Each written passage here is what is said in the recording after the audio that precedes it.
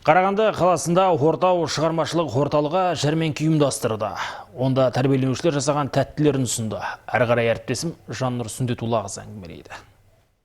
Шарада қонақтарға арнайы кофе брейк ұсынылды. Мұнда орталықтың тәрбиеленушілері жасаған тағамдарын дастарханға қойды.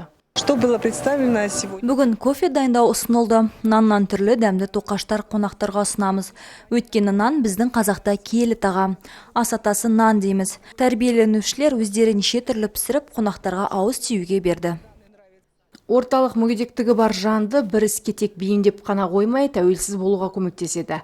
Мұнда тігін және аспаздық студиялар, бариста жаттығулары бар. Жақында жаңа бағыт ағаш ұстасы студиясы іске қосылды.